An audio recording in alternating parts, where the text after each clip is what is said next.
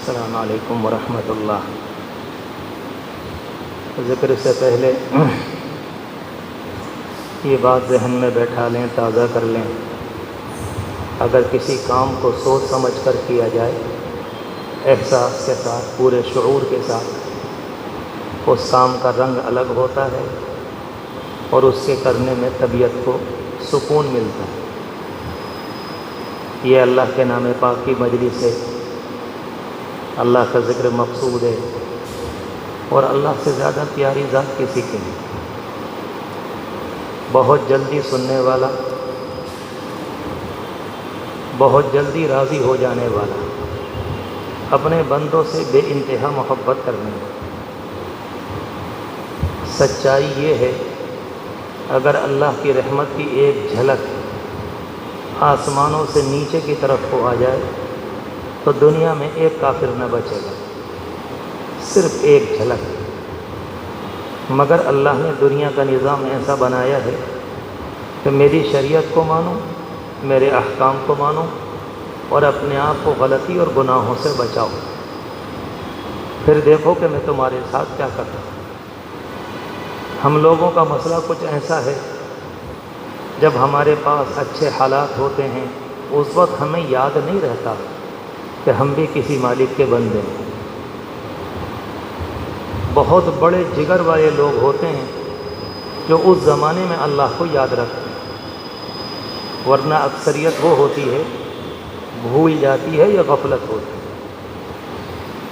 اور جب حالات کبھی کمزور آ جاتے ہیں اس وقت ہم اللہ سے دعا کرتے ہیں، جب دعا میں دیر ہوتی ہے تو کہتے ہیں کہ اللہ سن نہیں رہا ہے۔ اللہ کل بھی سن رہا تھا، اس وقت بھی سن رہا ہے، مگر ہم نے جو کیا ہے وہ ہمارے سامنے۔ 40-50 سال کے گندے کام ایک ہفتے کی دعا میں تو نہیں مٹا کرتے۔ یہ تو کوئی نظام نہیں ہوا۔ ہم 70 سال 50 سال گناہ کریں اور دعا کے لیے ہاتھ اٹھا کر یہ سوچیں کہ بس کہانی صاف۔ میں اور آپ بھی اس کہانی کو نہیں مانیں گے، اللہ کیسے مانے گا؟ وہ تو احکم الحاکمین۔ یہ ہماری اصلی کہانی۔ جب کبھی پریشانی آتی ہے سوچتے ہیں کہاں سے آئی؟ کہیں سے نہ آئی، وہ جو پرانے کیے ہیں یہ وہاں سے آئی۔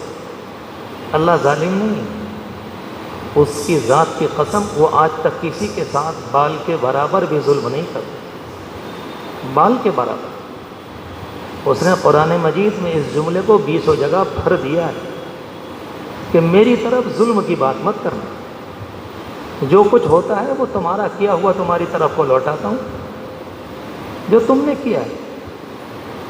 تکلیف یہ ہے کہ ہم کر کے بھول جاتے ہیں، اور اس کا کمال یہ ہے کہ وہ ہمارے اعمال کو یاد رکھتا ہے۔ کہتا ہے تم نے یہ کیا ہے، لو کہانی تمہاری سامنے۔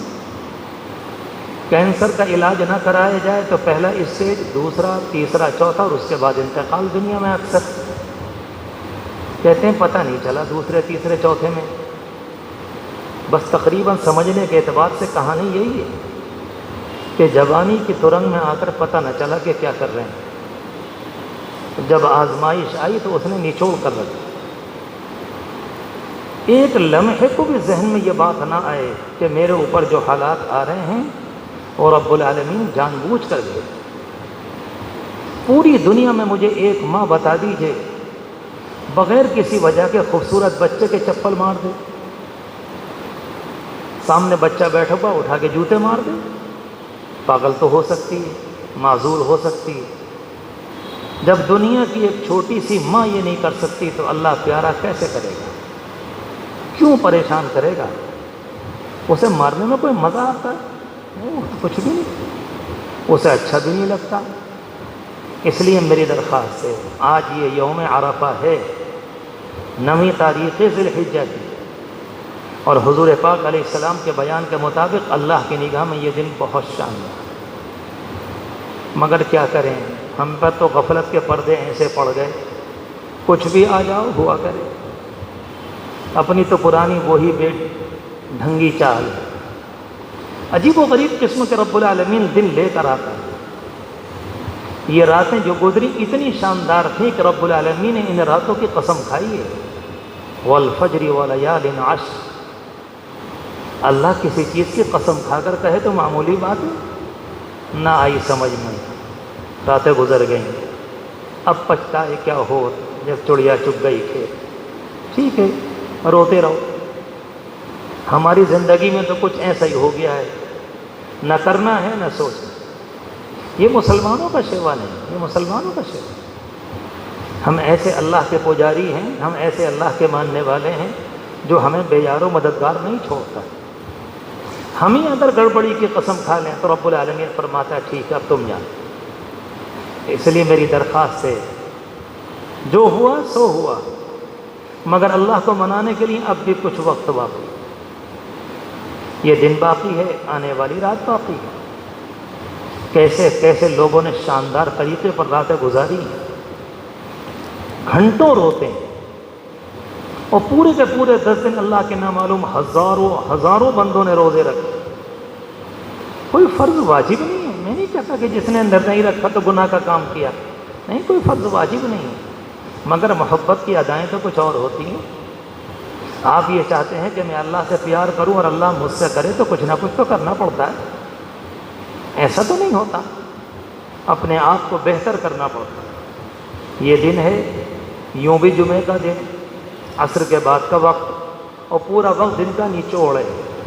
کچھ دیر اللہ کو یاد کریں، پھر اپنے آپ کے لیے، گھر والوں کے لیے، اپنی حاجتوں کے لیے اور پوری امت کے لیے دعا کریں اللہ سے، یقین کے ساتھ کہ رب العالمین دعاؤں کا قبول کرنا۔ زبان سے کہنا الگ ہے، پورے یقین کے ساتھ یہ بات ماننا کہ نہیں، میں جس اللہ سے کہہ رہا ہوں وہ میری سنے گا، میرا اللہ کوئی غافل نہیں ہے۔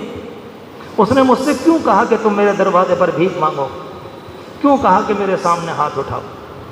کیا نعوذ باللہ ہمیں دھوکہ دیا ہے، ہمارے ساتھ فراڈ کیا ہے؟ رب العالمین فرماتا ہے تم کر کے دیکھو۔ میرے اور آپ کے لیے مہینے اور سال چاہیے، اللہ کے لیے ایک لمحہ کا۔ وہ راستے وہاں سے نکالتا ہے جہاں انسان کے تصور نہیں۔ اس لیے میری عاجزانہ درخواست ہے کہ اس مجلس کو محنت کر کے، توجہ کے ساتھ، دل لگا کر، اچھے طریقے پر اس مجلس کو پورا کریں۔ اس کے بعد ہم سب دعا کریں، اللہ کو منانے کی کوشش کریں، اپنے گناہوں کی معافی مانگیں۔ سب سے پہلے اپنے گناہوں کا خیال، اپنے گناہوں کا خیال کہ اللہ معاف کر دیجیے، اللہ معاف کر دیجیے، اللہ معاف کر دیجیے۔ اگر کسی انسان کو زندگی 1000 سال کی ملے تو روزانہ یہی معاف کر دیجیے۔ آپ کہیں گے کتنی زندگی، میری اور آپ کی کیا اوقات ہے؟ اللہ کے رسول علیہ السلام سے بڑھ کر دنیا میں کوئی نہ آیا، مگر جتنی معافی انہوں نے مانگی پوری امت نے مل کر بھی اتنی نہ مانگی۔ امت میں کروڑوں انسان ہیں، خربوں انسان، اتنی نہ مانگی جتنی اکیلے انہوں نے۔